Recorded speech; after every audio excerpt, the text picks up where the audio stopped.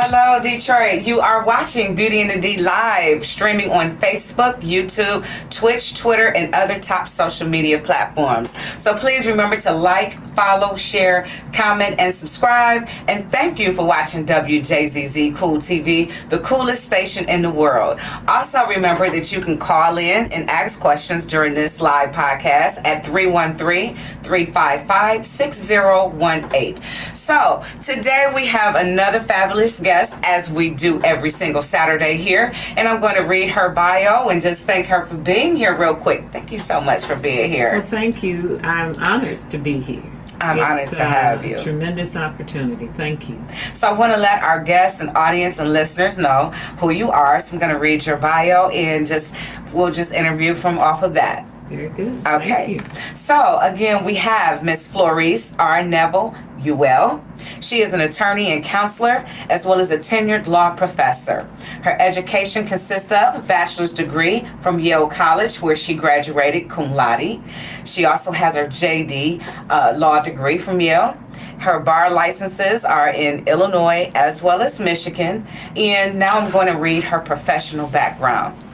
Professor Neville-Ewell is a tenured law professor who currently teaches property and related subjects at Cooley Law School. Through her classes designed to make students practice ready, students not only learn substantive law, but also have an opportunity to enhance their skills by receiving exclusive access to her renowned tools, templates, and sample documents materials. Prior to becoming an academic professor, Neville-Ewell practiced law in the private and public sectors. Immediately after clerking for the Honorable Julian A. Cook Jr. in the U.S. District Court for the Eastern District of Michigan, she was an associate at Sidley Austin LLP in Chicago, Illinois, and Honickman, am I pronouncing that correct? That's absolutely correct. LLP in Detroit, Michigan. Thereafter, in the public sector, she was general counsel for the Detroit Housing Commission and chief of contracts for the city of Detroit. Appointed by former Governor Jennifer Granholm, she was also on the board of the Michigan State Housing Authority, MISTA, and became chair of the board. Through her public and private practice experiences, Professor Neville-Ewell has expertise in resolving issues related to commercial contracts, residential, commercial financing, commercial municipal, residential property matters, housing development generally, and affordable housing in particular. Often, because of her training and experience, municipalities, churches, and developers employ her as outside counsel to resolve intricate matters. In regards to pro bono projects promoting housing literacy, since 1985, in conjunction with clerking, practicing law, and teaching, Professor Neville-Ewell has simultaneously been dedicated to educating the public about legal issues. In 1985, she hosted an Ask the Lawyer program produced in Macomb County, Michigan. Thereafter, she hosted a similar weekly program on WVON, a talk radio station in Chicago, her hometown. Since that time, in response to the housing and mortgage crisis, to be part of a holistic effort to reverse economic disparities, Professor Neville-Ewell has empowered the public with information through a number of platforms, namely via the production and presentation of weekly radio segments, by being a special columnist and writing monthly articles for the Michigan Chronicle and the former Charter One as its ghostwriter. Through providing educational seminars to adults and youth as the founder of the 10 Commandments of Real Estate Law Society, also known as 10 Core Law Society, and as the host of the Housing Gap podcast, which she hopes to resume soon. Although she has received a number of awards and acknowledgments, Professor Neville-Ewell is particularly humbled by having won the Wade H. McCree Award for the Advancement of Social Justice, awarded by the Eastern District of Michigan Federal Bar Association. Being recognized nationally as Outstanding Woman Lawyer / Hidden Figure Impact, nominee by the National Bar Association Women Lawyers Division, being given an award by Michigan Lawyers Weekly as part of the 2021 class of Women in Law, and for having been anonymously vetted to be a fellow for the American Bar Association, which is limited, by the way, to only 1% of the licensed attorneys in this country. ABF Fellows are a global honorary society of attorneys, judges, law faculty, and legal scholars whose public and private careers have demonstrated outstanding dedication to the highest principles in the legal profession. Again, I want to say thank you so much for being who are here. you talking about? Thank you so beautiful much. Black queen. You. Thank you. So, I didn't realize until I had read your bio that you're not even from Michigan. You're from Illinois. That's right. I'm a native Chicago. Well, we love the Chi. I mean, that's right up the street from That's here. right. There's so many similarities between the two. There you go. We're in the Midwest. I fell in love while I was clerking. Okay. And my husband ultimately became the gentleman that I fell in love with, Ed Ewell, now a judge. We kept dating because I went back to Chicago. I had accepted the offer at Sidley. Okay. And I had to go back. I had to fulfill my responsibilities after my clerkship. And we kept dating and ultimately decided that Detroit was the best place for both of us. All right. And so many moons later, here we are. What a beautiful love story. Yes. It's a beautiful love story. So that quick story right there demonstrates your loyalty to this profession. That's right. And fulfilling your obligations. That's right. Absolutely. And then you're love and dedicated to your boo, your hubby. That's it. So, we had to make a decision that, would ultimately help us figure out what was better for both of us. Okay. And of course, any marriage is a partnership. And ultimately, we made that decision. And it's just been a phenomenal life. I want to talk about all of your many accomplishments, but before I get there, and I hope I'm not being too personal, but I hope you can speak to me and other professional Black women who may have a hard time with balancing being so dedicated to our careers and then also being dedicated to the love of our lives. So that's right. Let's talk about because that is an extreme balance. Well, it's interesting. My husband knew who he married. And I mention that because often in relationships we might conceal or hold back or not really disclose who we are. But I was raised by a woman who was just authentic. She didn't pull any punches. She told you what she felt. And my dad died when I was 3 years old. So I was the youngest of 6 children. Wow. In inner city Chicago. And we were just raised to do 3 things. Get an excellent education, right? Ultimately, make sure that you take whatever you learn back to your community. Okay. Right? And ultimately, what did that mean? But doing a lot of pro bono, a lot of work to help the community. Yes. And so, given that, I needed to make sure when, Ed and I started dating that he understood that that's who I was. So you were very transparent. Very transparent. From the And beginning. ultimately, even while I was clerking, typically you don't do anything else while you're clerking for a federal judge because you're so busy helping that judge. There are a lot of cases in the federal system. But I asked my judge if I could do a program, even then, just out of law school, called Ask the Lawyer. Okay. You came up with that on your own. I came up with that because, you see, in our system, we've got incongruity.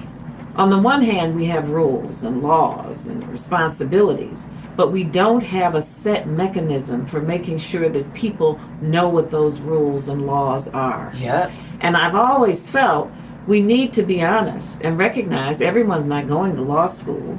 So how can we make sure that the ordinary Joe or Josephine is clear about what their responsibilities are? So how do we, exactly, that's a good point. How do you know how to adhere to the law if you don't know? If you're unaware. And even worse, if you don't even know what you don't know. That part. I mean, that is the ultimate dilemma.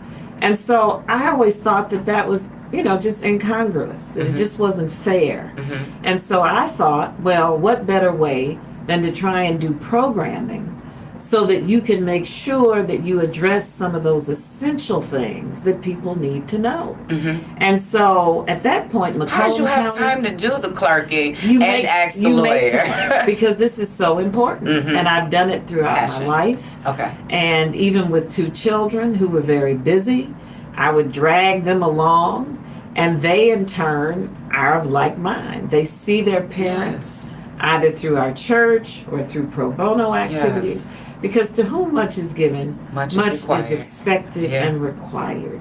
And to me, I don't judge what people do or don't do. I just try and do what I can do. And then I'm sure that I've tried to do all that I was supposed to do. Because I have been so blessed with all the opportunities and experiences and exposure that I've had. And I feel like it is my obligation, right? I have no choice. And so I've always made sure, again, from the time I got out of law school, and the judge said, Florise, go ahead. Obviously, don't address anything that we're dealing with in court. And when I got to Chicago, same thing.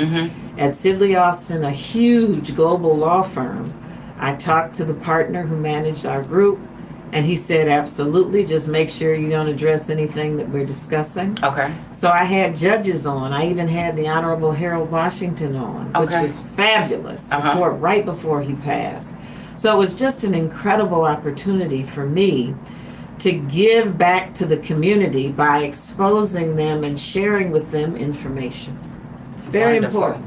So it's safe to say that you've raised your children on those same 3 principles that you were brought up on: getting a good education, giving back to the community. What was the third? And then doing actual pro bono work. They're sort of connected. So that you realize that the education that you get is not just for you. You know, certainly we use this education to become prominent lawyers, doctors, insurance agents, whatever it is, no doubt, because we need to earn a living.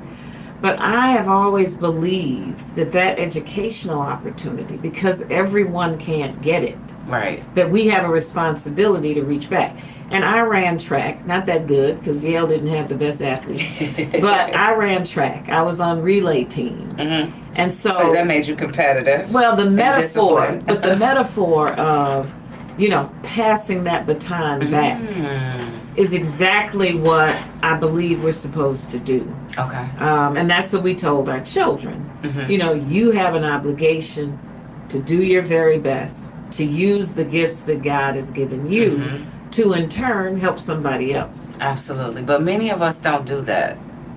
And I'm so glad that you brought that up. As a matter of fact, I'm so glad that you did a whole section about pro bono. Yes. And I say that because I wouldn't use the word ridicule, but a lot of times, you know, I work with a lot of nonprofits. I sit on a lot of boards, and it's free. You know what I mean? I'm giving my time back to my community. And people always kind of mention to me, why are you always, you know, and I feel like, you know, the money will come if you're just consistent and you're good at what you do. But I do have a passion for serving. You know, so I'm just so glad that. Well, you have a passion, and let me just say that you did a phenomenal job for our student CEOs. I know you'll get to that eventually, but now that you're mentioning it, I hope to say it several times.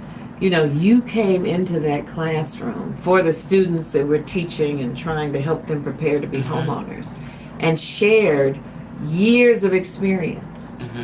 How else would they have known about all different types of insurance and sort of the secrets behind insurance? Yes, the secrets. How else do we know that? But by bringing in an expert, a professional, a consummate professional. And so, you know, they spoke about that at the very end. We just wrapped the program last week. And one young woman wrote a poem that said, you know, we had outstanding mentors. I would love to hear that. Outstanding professionals. Yes. So we're thinking about having that, putting it, you know, on Twitter, putting it on TikTok. Because to have a young person say it, it was sort of a rhyme rap. And she basically said, I'm ready. And that's what we're trying to do. Practice ready. Practice ready. Yes. So thank you. Let me just say it publicly on your show.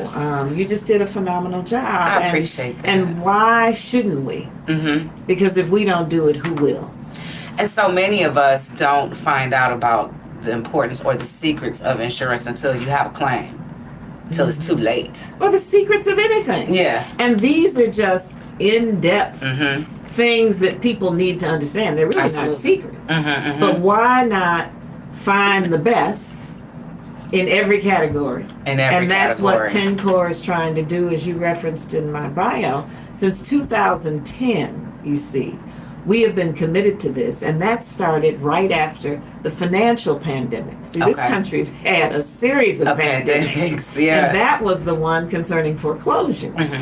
And I was speaking to AARP folks and, you know, NAACP, just all around, trying to help people understand how they needed to approach this. And ultimately, you know, as professors, the students know what we're doing and they post it. And so I had students from the diaspora, you know, Latinos and you know, folks from all backgrounds saying, well, Professor, we're all experiencing this. We want to be involved. Is there anything that we can do to help you?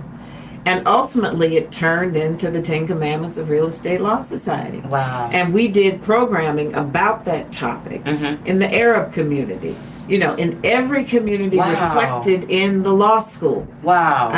We did programming to talk about that pandemic. And then ultimately, it morphed into, we had, you know, people from Selfridge Air Force Base come and say, you know, say to us, so we did some work for veterans. You know, went there and educated them. And even though they have fabulous JAG lawyers, we approached it from a housing literacy perspective, as we often say.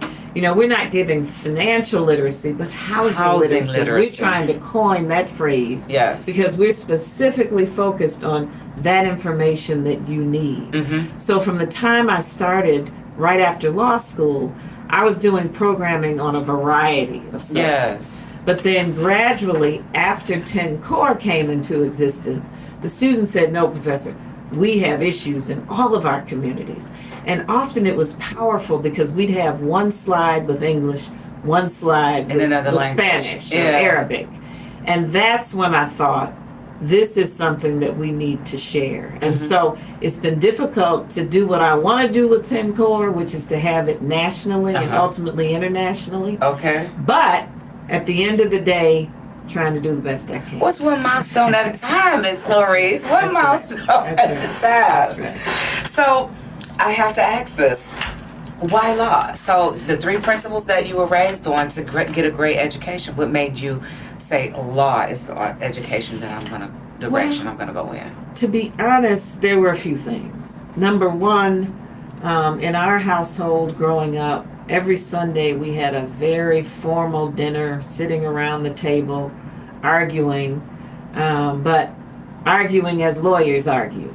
I say all that to say we still, today, when we all get together as a family, stand by for a healthy discussion.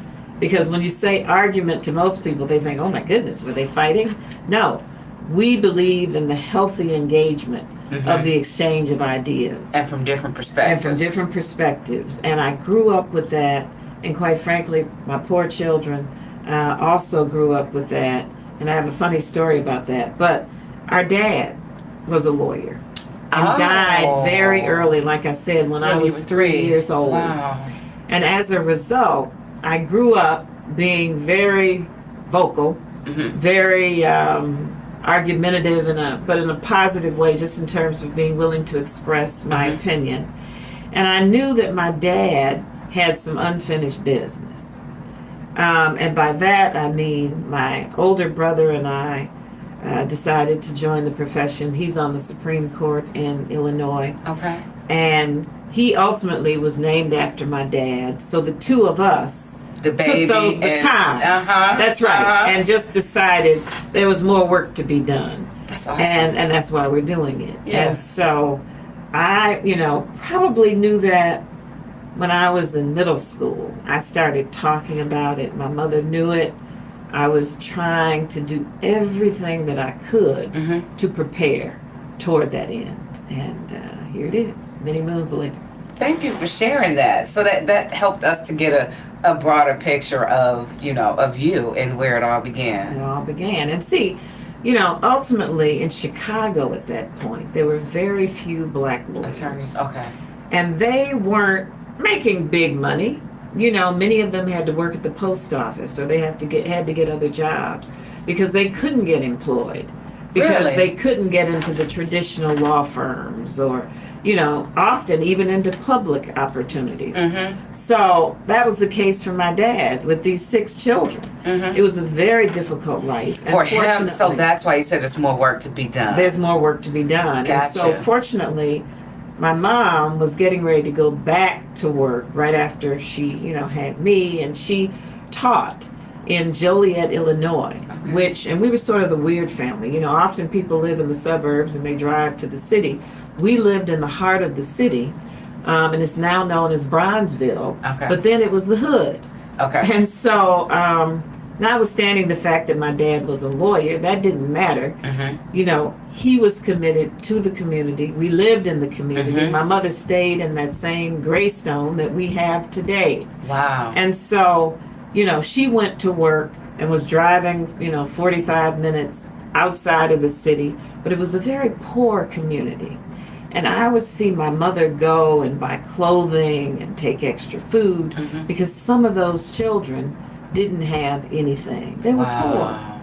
And so early on between that, and then they had an organization for the wives of the black lawyers, and they would do programming. And so as a result, what did I do when I got out? But I was in the Links chapter here until it became so difficult for me because I was doing so many outside activities. Mm-hmm. And then the school has me commuting to Tampa, Florida to teach. Oh, wow. So it was, very difficult to manage being part of that.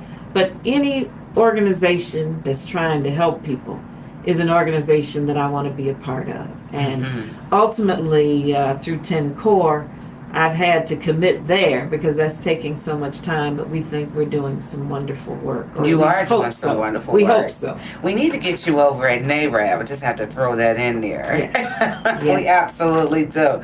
So can you talk to us about clerking? What does clerking exactly consist of? Okay, well, to the extent that there are 2 separate systems, as we know. We've got the federal judges and we have the state judges. Mm-hmm. At the federal level, of course, there are 3 levels. You have the district court, the court of appeals, and the ultimate, the Supreme Court. Mm-hmm. At the state level, you have the state district judges, the court of appeals, and we have our own Supreme Court. Mm-hmm. Well, I was in the federal court, and one of the reasons why I didn't try and apply in Chicago, because when I applied, Detroit had the highest number of black federal judges in the country. Really? And who better to learn from than Anna Diggs Taylor, Julian Cook, Damon Keith? I mean, we had some powerhouses here who were writing opinions that were changing the world. In the country? In the country. I'm sorry, I just in was the stuck country. on that. That's right, and I get chills when I think about it. Me too. But many of us, you see, came from those Ivy League experiences because we wanted to now be trained by those who had achieved that opportunity. And initially, you see, I wanted to be a litigator.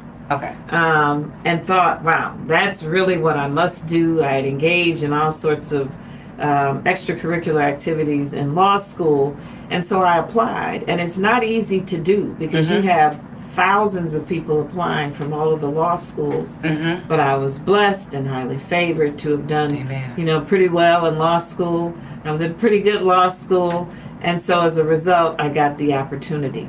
You did great. And once you're there, well, you never, I never focus on that as much as, again, what can I do with what I got? And but we do want to celebrate you for what you have and the work that you put in to get it. Like Yale, let's even talk about you're an African American woman who graduated top of your class from Yale. How did you know that that's where you wanted to end up? Like when you're talking and inspiring others. Yes. How did you know? Well, I have to go back to my mother. Okay. My mother believed so intensely in the power of prayer and faith. And if I explained how I got to Yale, you wouldn't believe it. I spoke French from the time I was in middle school. And ultimately, said to my mother in high school, I would love to go on go to France with this program. In middle school? No, by this time I was in high school. Okay. But I had started it in sixth grade. Mm-hmm. So in high school, I continued to take French and loved it and didn't even know why, but I wanted to go to this program. It was called the Experiment in International Living. Well, of course, I was in a private school, high school by that time, got scholarships, then wanted to go on this very expensive program. Somehow we managed to do it. I don't know how. And I went over there and basically became fluent. That's only relevant because when I came back to apply for college, I asked to interview in French. So imagine me making this specific request, right? And then having someone come from the Gold Coast, undoubtedly in Chicago, to interview me in the hood in French. That alone, I'm sure, made the admissions committee think, well, how in the world did this happen? Right. So I can only attribute it to God ordering my steps because I got in and did well, and I was just blessed because I had an excellent high school education. And, you know, throughout Detroit Public Schools, Chicago Public Schools, and ultimately got into the law school, which was rare because they don't accept a lot. Most people go to Harvard or one of the other schools, but I really loved Yale, was able to stay, and had some phenomenal training. I just did. Wow. And so, again, my mother always said, you know, pray your way through it, through all things. You know, you can get it done. You know, God will order your steps. That's what I've told to our children. That's what my husband also believes. And I knew he was the man of my dreams because he is also grounded. We simply believe that through God, all things are possible that you're supposed to do. Now, if you're not supposed to do it, it gets delayed or it doesn't get done. But we accept that too. And so that's what I've tried to frankly share with my law students. I don't talk to them about God because we all have different denominations and the like. But at the core of my attempt, you see, to encourage them to make sure that they're the best lawyers that they can be. Because I say, you're my academic children. I've got to make sure you're ready because you're a reflection of me. Absolutely. So is that how you ended up with working with the global law firm that you worked for? Is it because of the French? No. So when you get in law school, you have an opportunity to apply for summer opportunities. And, you know, by going to Yale, hands down, it just created a world of opportunity. Absolutely. It just did. Especially top of your class. You know, it just created a world of opportunities. And there were only, I believe, maybe 8 black folks in my class. I wanted to ask you that. And we had a class of about 152, something like that. Wow. So every summer after our first and second years, you see, we had an opportunity to clerk. And to go and work in a firm. And Sidley and Austin had offices in California, and I was thinking about moving to California. So I clerked there, but I also love, of course, my hometown. So I wanted to work with a Chicago firm that had multiple offices. And so I worked there, and of course, President Obama and First Lady Michelle Obama also worked there because at the time the firm was known for being progressive, believed in diversity, equity, and inclusion.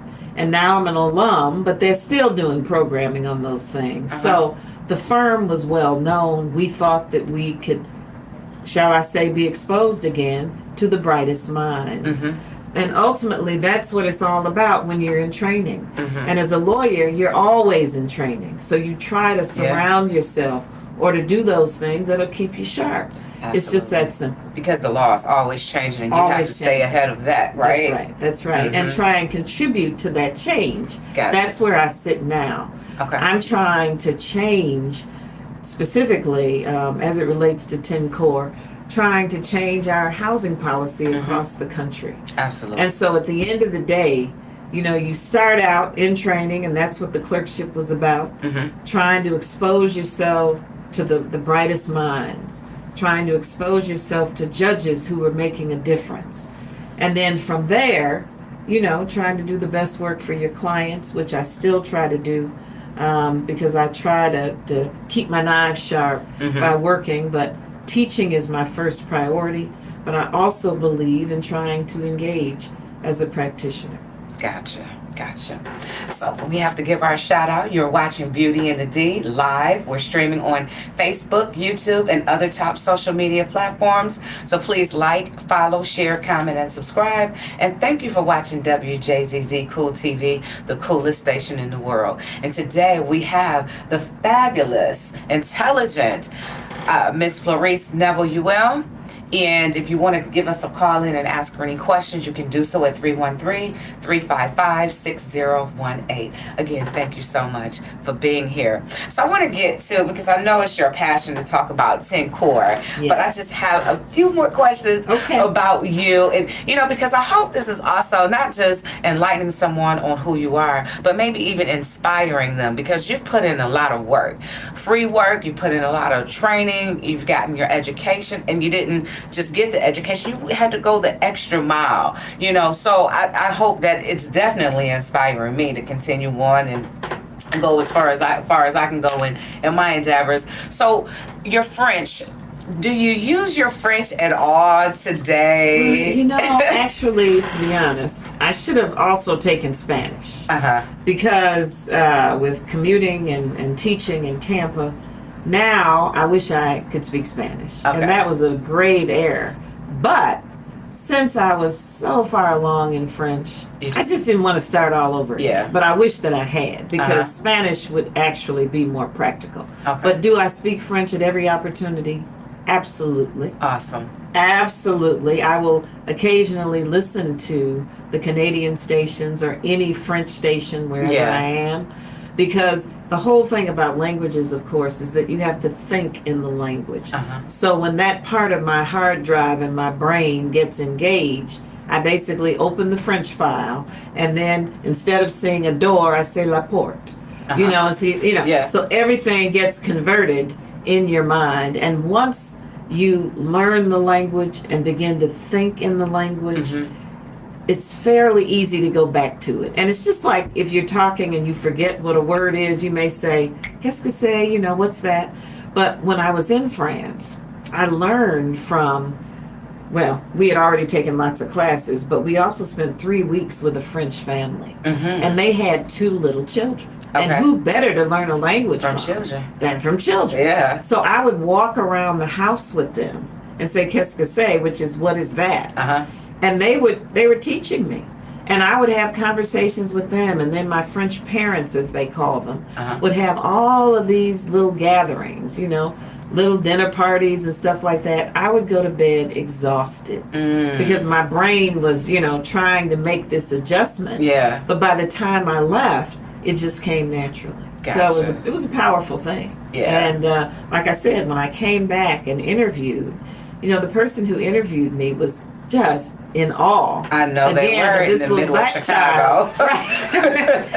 Speaking French, but I love the language. It's a beautiful language. So, So we have that in common. I was a foreign exchange student in Pascuero, Michoacan, Mexico. I studied Spanish, but then I went to a HBCU, Wilberforce University. You know what they say, you don't use it, you lose it. And that's what happened. I wish, but I'm going to instill that in my daughter. She wants to take it next year.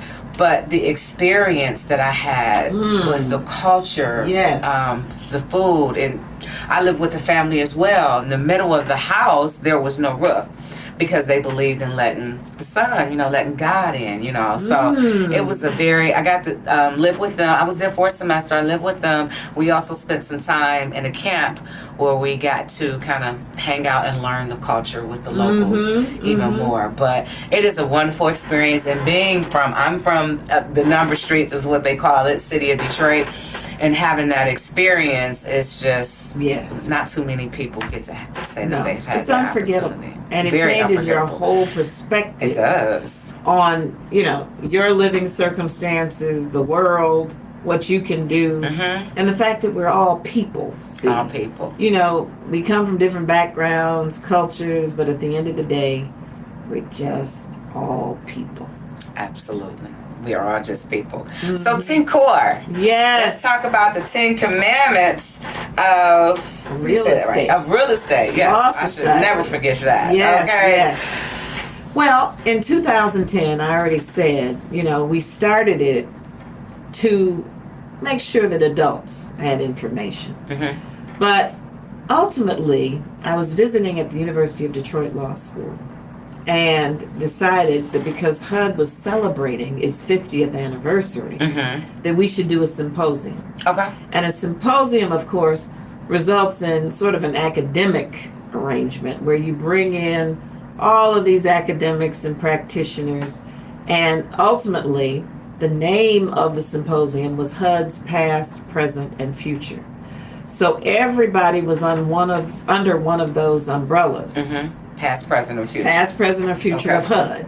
And at the same time, as is always the case, we had programming for the public. They were invited to the symposium, but we also had programming dedicated to educate them. So we always and still do have programming that's designed to keep them up to date or educate them about programming. Well, I spoke under the HUD Future umbrella. And in connection with that, said, as my colleagues just told us, HUD during the next 50 years needs to reconsider exactly how its housing policy is operating. Specifically, if we look at people in public housing, there's nothing wrong with public housing.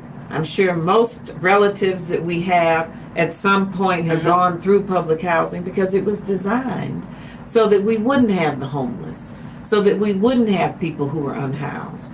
So ultimately, I said, but notwithstanding that, it was not supposed to be permanent housing. Namely, it was not supposed to be housing where we'd have generations living, ultimately making them, in some respects, impoverished by being in housing. I said, instead, it was supposed to be bridge housing. If you had a problem, you went into public housing and then ultimately came back out to then revisit, you know, living in the market.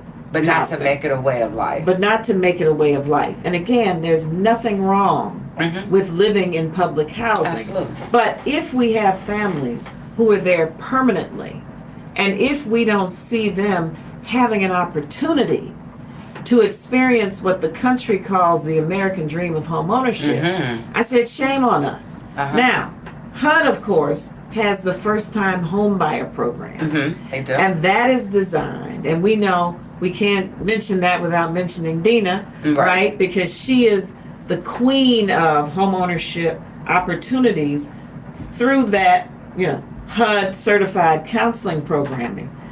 But is it too late?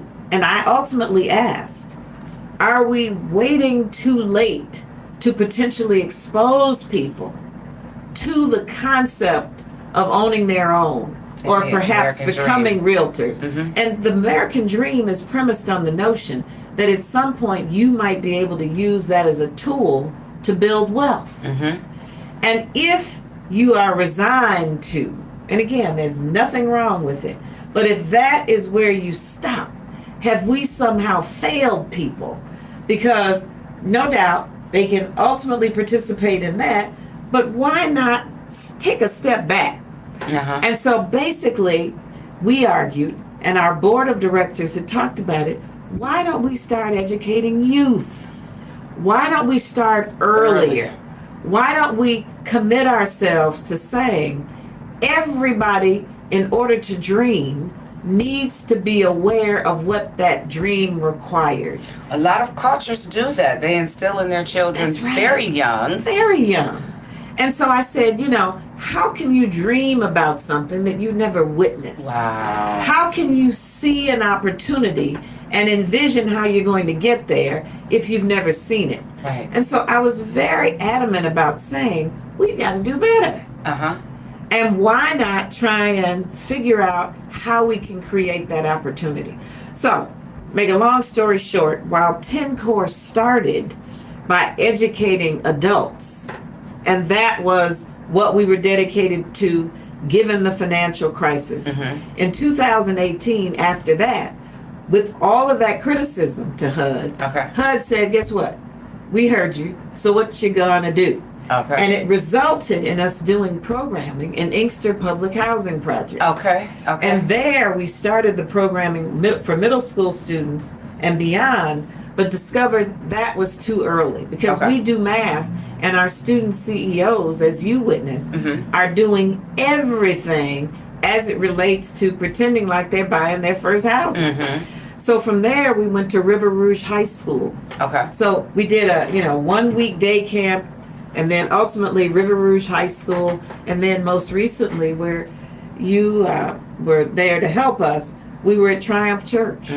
And so we had 16 to 24-year-olds. And I'm telling you, to see in their eyes the information and their response to the information that we give them, starting with landlord tenant and then progressing to becoming a homeowner, meeting all of the professionals like yourself who came in and told them what to do. But not only are people talking, they are getting the documents. We're walking them through documents. So just as you said in my bio, for my law students, they get documents. For our student CEOs, they get documents. And when we closed, that mock closing for our student CEOs, we gave them packets like you get from title companies, you see.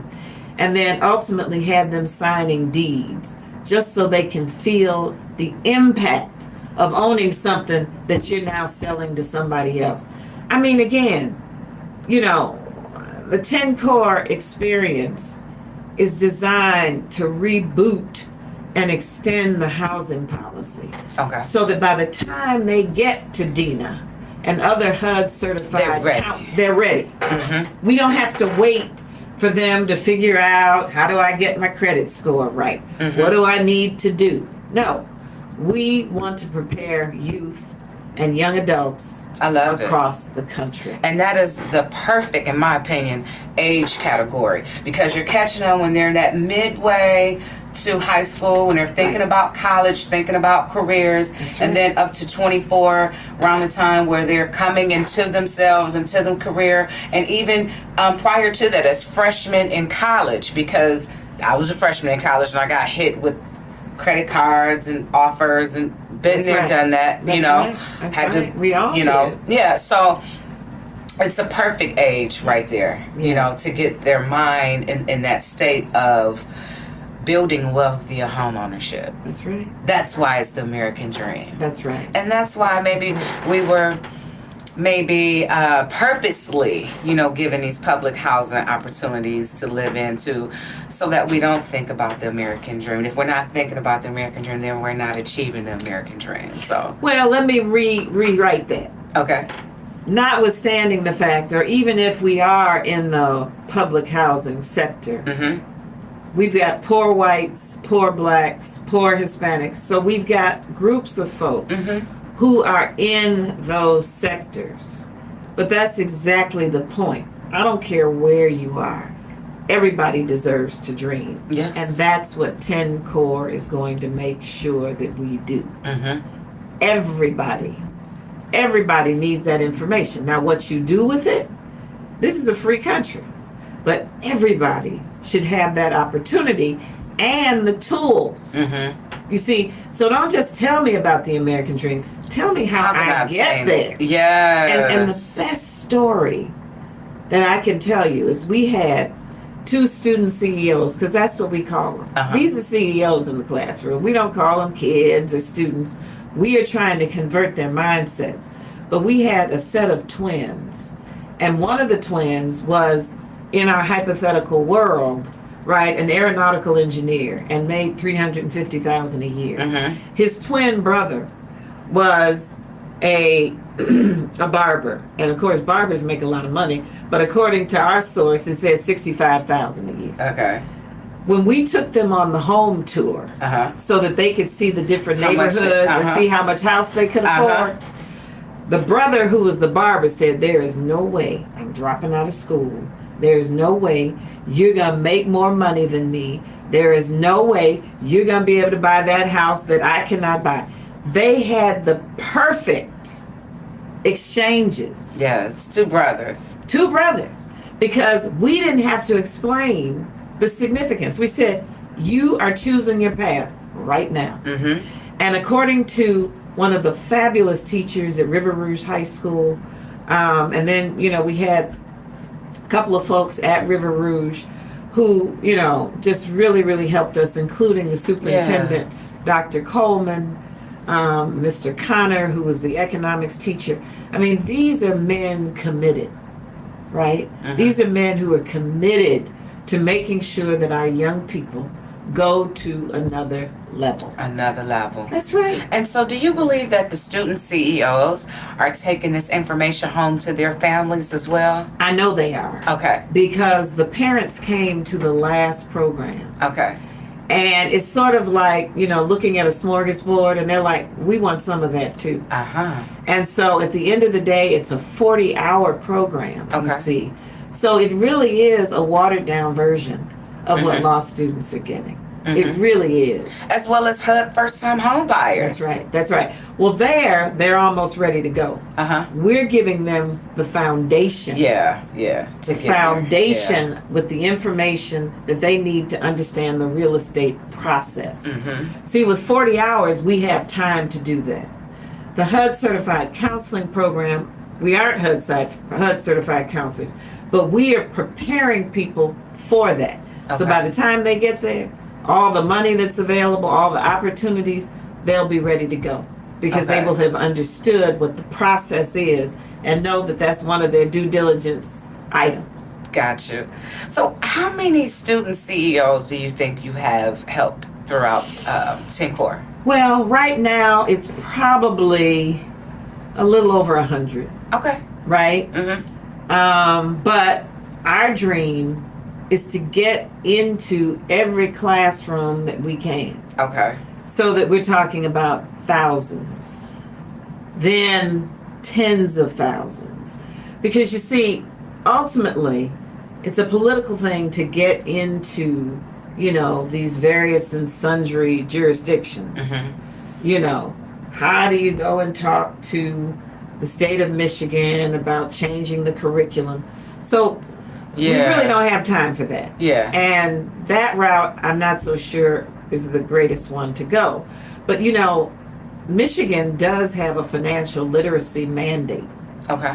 And ultimately, what we are doing, we call housing literacy, which is more extensive. Okay. And so what we're trying to do is to partner with junior colleges or community colleges. Perfect. So that it can be part of the dual degree. Dual degree program. And ultimately, through that dual degree, they can, you know, get credit for it. Because we really believe that this information is worthy of credit. And then in turn, they can, you know, get a trade or continue to get their BA, but they'll be on a path. Yeah. And so, you know, we're trying to figure out how we can best expand this. Do you need any help? We have like 2 minutes. This time goes by so fast. It does. Do you need any help with the organization? Absolutely. Okay. TNCORLawSociety.org. 10corelawsociety.org. And of course, I have to say that, you know, we have like a self-sufficiency model. Okay. And I want to share the sort of thread that takes us to our ancestors, that we're trying to hold on the baton to. You know, right after emancipation, our ancestors got those shotgun houses. And ancestors from every ethnic group have their story, but our story as African Americans are those shotgun houses. They may have had 2, 3, 4 families living in those houses. And then ultimately a family would move out and they would continue until everybody got it. But with 1/1,000,000th of the education that we have, they understood we have to find a way because we know the importance of that land. Having just ended slavery, they got it. We're trying to wake up this generation and generations to follow so that they understand this is the way that we can restore what our ancestors got. So 10 Core is also trying to be self-sufficient. And we have some ideas about the ways in which we can sell items and the like. And so I would just love for people to donate or to stand by as we try and find ways to, make us self-sufficient. Absolutely. So we're ultimately going to apply for grants. And I have to give a shout out to Wayne County Treasurer Eric Sabri, another visionary who said, Florise, this is something that will help in generations to come. Yes. We don't want people to lose their houses to tax foreclosure they don't want to take or mortgage foreclosure. He has done everything. He has. And he's on the front end of this. And so ultimately, do we need help? Certainly. Because we want this to grow. If we can get it into the community colleges, I believe that there's funding there to make it part of that curriculum. So we want to take advantage of those opportunities so we can literally have our CEOs understand they're now taking the baton that our ancestors established and didn't have, again, our educational levels. But they knew it. Or resources. The land is most important. What a phenomenal way to end the show. The land is most important. Thank you so much, Miss Florise, for being here today. Well, I appreciate you. Thank you. It means so much. You've educated me. I'm sure the audience has got a wealth of knowledge from you and a clear picture of who exactly you are. Oh, well, thank you so much. And I have to thank you again, because when professionals step up and the youth see them, they were simultaneously getting an opportunity to see themselves through you. And what better way to encourage them than by saying, and I say to my law students all the time, I'm here and you're seeing a reflection of yourself. And so thank you for stepping up and contributing. We appreciate it. Thank you so much. I appreciate you. And we need you soon in the fall. Oh, yeah. I'm available. Thank you, Detroit, for watching Beauty in the D Live, where we stream on Facebook, YouTube, and other top social media platforms. So, again, remember to like, follow, share, comment, and subscribe. And thank you for watching WJZZ Cool TV, the coolest station in the world.